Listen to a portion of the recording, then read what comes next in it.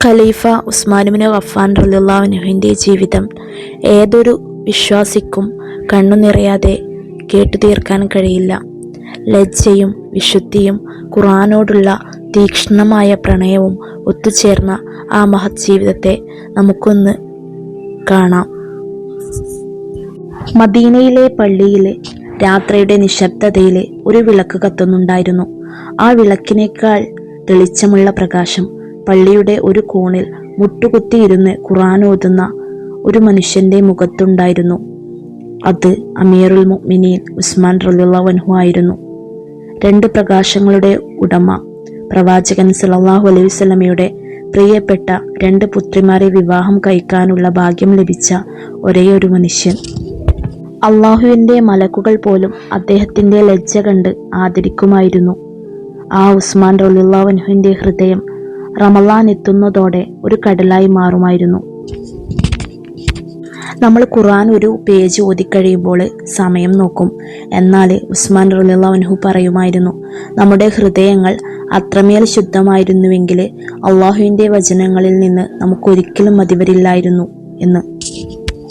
അദ്ദേഹത്തിന് ഖുർആൻ വെറുമൊരു വായനയായിരുന്നില്ല, അത് അള്ളാഹുമായുള്ള രഹസ്യ സംസാരമായിരുന്നു. റമളാനിലെ രാത്രികളിൽ അദ്ദേഹം ഉറങ്ങിയില്ല. ഒരു നിസ്കാരത്തിൽ തന്നെ ഖുർആൻ മുഴുവൻ ഓതിത്തീർത്ത ചരിത്ര നിമിഷങ്ങൾ ആ ജീവിതത്തിലുണ്ട്. രാത്രിയുടെ അന്ത്യയാമങ്ങളിൽ അദ്ദേഹം വിറയ്ക്കുന്ന ശബ്ദത്തിൽ ഒരേയൊരു ആയത്ത് ആവർത്തിച്ച് കരയുന്നത് മദീനയുടെ മണൽത്തരികൾ സാക്ഷ്യം വഹിച്ചിട്ടുണ്ട്. അദ്ദേഹം വലിയൊരു സമ്പന്നനായിരുന്നു. പക്ഷേ ആ സമ്പത്ത് ഒരിക്കലും ഹൃദയത്തിൽ പ്രവേശിച്ചില്ല.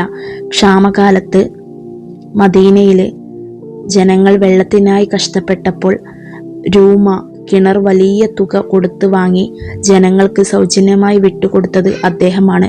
റമളാനിലെ പാവപ്പെട്ടവർക്കായി അദ്ദേഹം വിരുന്നൊരുക്കി. പക്ഷേ അദ്ദേഹം കഴിച്ചിരുന്നത് വെറും റൊട്ടിയും വിനാഗിരിയുമായിരുന്നു.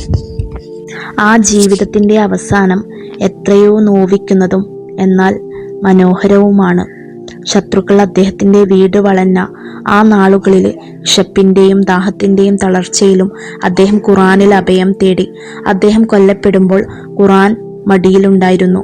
വാളുകൾ അദ്ദേഹത്തിൻ്റെ ശരീരത്തിൽ പതിച്ചപ്പോൾ ആ വിശുദ്ധ രക്തം തുള്ളികളാൽ വീണത് സൂറത്തുൽ ബഖറയിലെ ഈ വചനത്തിൽ മേലായിരുന്നു. അള്ളാഹു നിനക്ക് മതിയായവനാണ്, അവനെല്ലാം കേൾക്കുന്നവനും അറിയുന്നവനുമാകുന്നു. ഖുർആനോടൊപ്പം ജീവിച്ച ആ മനുഷ്യൻ ഖുർആൻ ഓതിക്കൊണ്ട് തന്നെ അള്ളാഹുവിലേക്ക് മടങ്ങി. നാം പഠിക്കേണ്ട പാഠം, സഹോദരങ്ങളെ, ഉസ്മാൻ റളിയല്ലാഹു അൻഹുവിൻ്റെ ജീവിതം നമ്മോട് ചോദിക്കുന്നത് ഒന്നേയുള്ളൂ: നമ്മുടെ ഖുർആൻ എവിടെ? പൊടിപിടിച്ച അലമാരയിലാണോ അതോ നമ്മുടെ ഹൃദയത്തിലാണോ? ഈ റമളാനിൽ നമുക്കൊരു തീരുമാനമെടുക്കാം. ഓതാൻ അറിയില്ലെങ്കിൽ പഠിച്ചു തുടങ്ങാം. അറിയുമെങ്കിൽ അർത്ഥം ഗ്രഹിക്കാം. അർത്ഥം അറിയുമെങ്കിൽ അത് ജീവിതത്തിൽ പകർത്താം. നമ്മുടെ ഖബറിലെ ഇരുട്ടിൽ പ്രകാശമായി വരാൻ ഖുർആനല്ലാതെ മറ്റൊന്നുമില്ല. ആ പ്രകാശത്തിലേക്ക് നമുക്ക് മടങ്ങാം. ഈ റമളാനിലെ ഉസ്മാൻ റളിയല്ലാഹു അൻഹുവിനെ പോലെ ഖുർആനെ കൂട്ടുപിടിക്കാൻ നമുക്ക് ശ്രമിച്ചു നോക്കിയാലോ? കൂടുതലൊന്നും വേണ്ട. ഒരു ദിവസം ഒരു ജുസ്, അല്ലെങ്കിൽ ഓരോ നിസ്കാരത്തിന് ശേഷവും 4 പേജ് വീതം. ഇൻഷാ അല്ലാഹ് പുതിയൊരു അറിവുമായി, പ്രവാചക കഥയുമായി അടുത്ത ദിവസം തന്നെ വരാം. അസ്സലാമു അലൈക്കും വറഹ്മത്തുള്ളാഹി വബറകാതുഹു.